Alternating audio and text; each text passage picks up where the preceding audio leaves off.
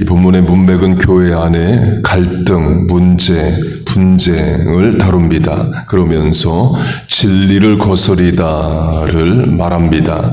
진리를 거스린다라는 것은 결국 진리 편에 선 자, 진리를 가르치는 자를 거스른다, 대적한다가 돼요. 진리와 거짓의 싸움도 진리라는 추상명사와 거짓이라는 추상명사끼리 싸우는 게 아니죠. 진리 편에 선 자와 거짓 편에 선 자들, 사람들 간의 싸움입니다.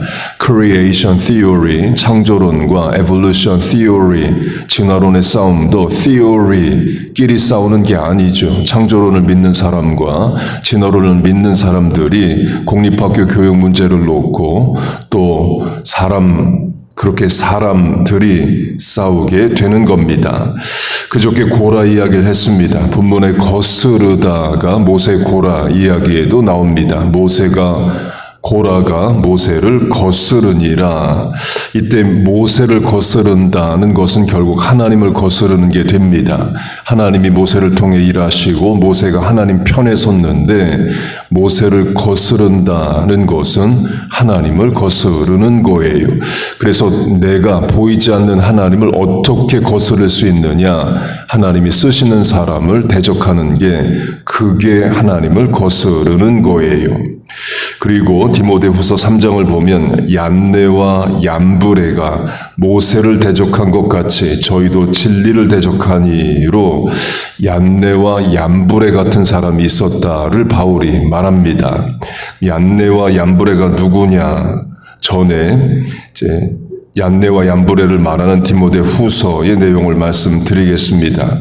얀네와 얀브레는 구약성경에 안 나오는 이름이에요. 어제 바울 서신은 다 문제, 갈등이 있어서 쓴 것이다를 강조했습니다. 디모데 후서도 마찬가지이에요. 1장을 보면 부겔로와 호모게네가 바울을 버렸다고 말합니다. 동역을 하다가 버린 건지 아니면 애당초 바울을 대적해서 고발을 해서 바울을 감옥에 넣은 건지 모르지만 하여튼 바울을 거스려요. 역시 이것도 인간 바울을 대적한 게 아닙니다. 바울을 쓰셔서 이방인 전도와 교회 개척을 하시는 하나님을 대적하는 게 돼요. 2장을 보면 악성 종양 같은 후메네오와 빌레도를 말합니다. 옛날 개혁 성경은 독한 창젤에 썩어져감 같은 후메네오 빌레도로 말합니다. 요새식으로 하면 교회 안에 암덩어리와 같은 누구누구라는 표현을 바울이 해요. 3장에서는 전술한 얀네와 얀브레가 모세를 대적한 것 같이 저희가 나를 대적한다고 말합니다. 4장에서는 구리 세공업자 알렉산더가 바울에게 많은 해를 입혔다고 말해요. 디모데후서가 4장인데 각 장마다 바울을 대적했던 교회를 어렵게 한 예를 듭니다. 강조점은 진리를 거스른다라는 것은 결국 진리 편에 선 자, 진리를 가르치는 사람을 대적하는 게 됩니다. 바꿔 말하면 진리를 따른다는 것은 결국 진리를 가르치고 진리 편에 선 자를 따른다를 말해요. 예수님이 I am the truth, 내가 진리라고 말씀하셨죠. 그러면 예수님을 따르는 게 진리를 따르는 게 됩니다. 여호수아 1장 1절을 보면 여호와의 종 모세가 죽은 후에 여호와께서 모세의 시종 여호수아에게라는 말씀이 나옵니다. 모세는 하나님의 종이고 여호수아는 모세의 종이에요. 이는 여호수아가 인간 모세의 종이라는 게 아닙니다. 하나님이 모세를 쓰시기 때문에 그 모세를 돕는 종을 말해요. 그래서 여호수아는 모세의 수행비서와 같은 일을 합니다. 모세가 시내산에 올라가서 40일을 있을 때 일단 같이 올라갑니다. 그리고 모세가 여호수아에게 너는 여기서 나를 기다리라. 산 중턱에서 여호수아는 있고 모세가 산 꼭대기에 올라갑니다. 그리고 모세가 전쟁을 해야 되면 여호수아에게 내가 칼 들고 맨 앞에 서라. 전쟁 지도자가 되라. 그러면 여호수아는 칼 들고 맨 앞에 나갑니다. 모세가 하나님의 종이기 때문에 여호수아는 모세의 종으로 일을 하는 겁니다. 우리에게 적용하면 내가 하나님을 따른다는 것도 결국에 하나님의 일을 하는 사람, 하나님의 편에 서는 사람을 따르는 게 돼요. 바울로 하면 바울이 이방인의 사도로 이스라엘 밖에 여러 지역을 다니며 전도하고 교회를 세웁니다. 여러 사람들이 바울을 돕습니다. 이때 역시 인간 바울을 도운 게 아닙니다. 바울이 좋은 일하고 수고하니까 내가 좀 도와주지 뭐 그런 차원이 아니에요. 하나님이 하시는 일에 내가 동참하겠다를 말합니다. 그런데 그 일의 앞장서는 바울을 돕는 일로 하나님의 사역을 내가 돕는 거예요. 여러분도 그 영적 질서를 따르세요. 그게 신앙입니다. 그러면 얀네와 얀불에는 누구냐? 출애굽 때에 모세가 애굽 왕 앞에서 여러 기적을 행합니다. 지팡이를 뱀으로 만들자 애굽의 술사들도 자기 지팡이를 뱀으로 만듭니다. 모세가 애굽의 하수를 피로 물들게 하자 애굽의 술사들도 피로 물들게 만들어요. 모세가 개구리를 하수에서 올라오게 하자 애굽의 술사들도 개구리를 불러 올립니다. 그 애굽의 술사의 이름을 구약 성경은 말하지 않는데 유대인의 성경 해설서인 탈무드와 미드라시에서 얀네와 얀불에라고 적고 있어요. 그걸 바울이 인용합니다. 같은 차원으로 마가복음 7장을 보면 장로의 유전, 곧 장로의 전통을 말하면서 먹기 전에 손을 씻으라고 되어 있는데 왜 예수님의 제자들은 손을 안 씻느냐라는 질문이 있습니다. 음식 먹기 전에 손 씻으라는 구약 성경이 없습니다. 구약 성경 해설서 탈무드 미드라시에 손 씻으라는 말이 있습니다. 그게 전통이 돼서 장로의 전통이라고 불립니다. 그렇게 신약 성경이 유대인의 성경 해설서를 인용하는데 그 성경 해설서에 모세를 대적했던 애굽의 술사의 이름을 말하고 그걸 바울이 인용을 해요. 전설한 대로 이집트의 술사들도 지팡이를 뱀으로 만들고 물을 피로 만들고 개구리 불로 올립니다. 그래서 애굽 왕이 모세의 말을 듣지 않게 만들어요. 애굽의 술사들도 너희들만큼 기적을 행한다는 거예요. 우리식으로 하면 선교사가 선교지에서 의술로 치료가 안 되는 질병을 기적적으로 낫게 하고 그런 기적을 행하면 지역신을 섬기는 주술사, 무당들도 같은 병을 고침으로 그 지역 사람들이 그래 원래 우리가 믿던 신을 믿어야 돼 이런 식으로 선교를 방해하는 것과 같습니다. 곧 귀신도 어느 정도의 능력을 발휘합니다. 타종교에도 질병 치유와 기적은 있습니다. 그래서 질병 치유나 기적 자체가 진리는 아닙니다. 어느 무당이 타종교에서 병을 고치고 기적을 행한다면 그게 진리는 아니죠. 진리는 하나님이시고 예수님이시고 하나님의 말씀과 예수님의 말씀이 진리입니다. 여러분 믿습니까? 그 기준을 가지고 분별력 있게 살아야 됩니다. 그래서 어느 교회에 누가 왔는데 기적이 일어난다더라, 어느 종교에서 병을 낫게 해주는 누가 있다더라를 조심해야 됩니다. 잘못하면 귀신이 역사할 수 있습니다. 타 종교의 영이 질병을 치료할 수도 있어요. 뭔 상관이야, 내 병만 나오면 되지가 진리를 거스르는 일입니다.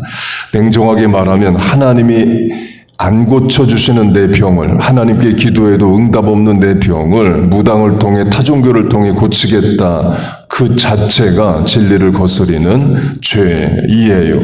어려워도 하나님의 판단과 처분에 내 인생을 맡기는 거지, 하나님이 내 인생 안 도와주시면 어느 신이라도 날 좀 도와줘가 진리를 거스리는 일입니다.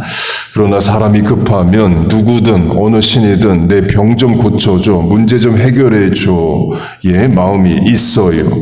제가 고등학생 때 같은 교회 고등학생이 몸이 좀 아팠습니다. 그때 한국의 이초석이라는 지금도 있는 유명한 이단 집회에 질병 치유 기사가 많았습니다.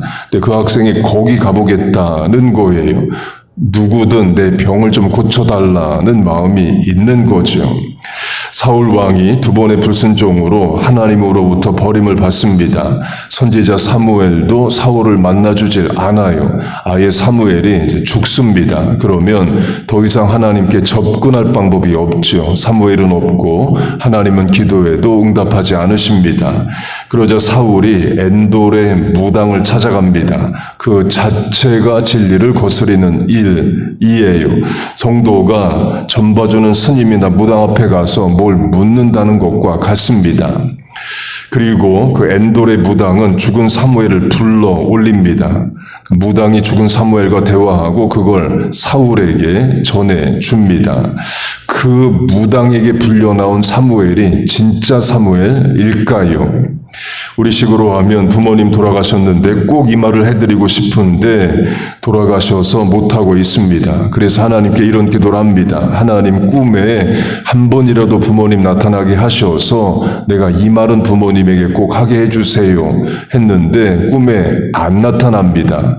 그러면 죽은 사람 불러 올린다는 무당을 내가 찾아가서 부모님의 영혼을 불러달라 말하고 그 무당을 통해서 내가 전할 말을 전한다면 그게 성도가 할 일이냐는 거예요. 진리를 거스리는 일이죠. 암 치료 중이고 키모테라피 30번 이상 받은 분과 대화를 한 적이 있습니다.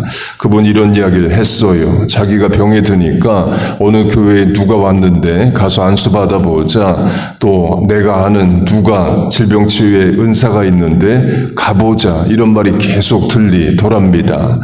가볼까 하는 마음이 들 수 있죠. 뭐라도 붙잡고 싶은 간절한 마음이 있는 게 사실입니다.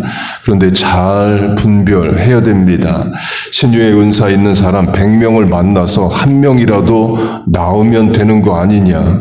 꽁 잡는 게 매란식으로 누구든 내 병을 좀 고쳐줘 해서 이 사람 저 사람 찾아가고 안수받는 게 위험합니다. 잘못하면 진리를 거스릅니다. 하나님이 정하신 질서를 거스려요. 하나님의 방법으로 안 되면 사람의 방법으로 하지 뭐. 그게 진리를 거스리는 일입니다. 제가 한국에서 대학 청년부 할 때, 또 미국 이민교회에서 대학 청년부 할 때 강조했던 것 중 하나가 이겁니다. 아무 돈이나 받으면 안 된다 였어요. 대학 등록금이 모자란데 이단 사이비가 주는 장학금이 있습니다. 거기 신청해서 받으면 거기서 안 끝납니다. 자기들 집회 나오라고 말하고 장학금 받았으니까 어떤 봉사활동을 하든 간증을 하든 그렇게 그 이단에 소속될 수 있습니다. 또 거기서 만난 누구와 결혼하고 그럼 자식까지 이단 사이비가 되게 될 수 있어요. 통일교가 그렇습니다. 또 북한 김일성 생일이 4월에 있는데요. 지난주였습니다. 이 뉴저지에 김일성 생일 되면 잔치하는 사람들이 있습니다. 그런 단체에서 장학금 줍니다. 어느 등록금이 필요한 학생이 그런 단체에서 장학금 주는 거 받으면 안 됩니다. 북한이 주는 공작금을 받고 그냥 끝날 리가 없죠. 반드시 그 대가를 치르게 됩니다. 차라리 대학을 휴학하고 말지 북한이 주는 돈, 이단 사이비가 주는 돈은 받으면 안 돼요. 진리 편에 서야 됩니다. 진리 대신 하나님의 처분과 판단 아래에 있어야 됩니다. 진리인 하나님의 말씀의 가치와 질서를 따라 살아야 됩니다. 그게 결국에 이기는 길이고 우리와 자녀들이 살 길입니다. 여러분 믿습니까? 그 영적 질서를 따라 진리의 편에 서서 진리 되신 하나님과 그 말씀을 따라 살아가는 우리 모두 되시기를 주의 이름으로 축복하고 축원합니다. 아멘. 기도하겠습니다. 하나님 아버지, 우리와 자녀들을 진리 편에 서게 하시고 진리 되신 하나님과 말씀에 따라 살게 하심을 감사합니다. 세상의 헛된 거짓과 또 미혹을 분별하게 하시고 언제나 하나님의 편에 서서 진리를 따라 살게 하여 주옵소서.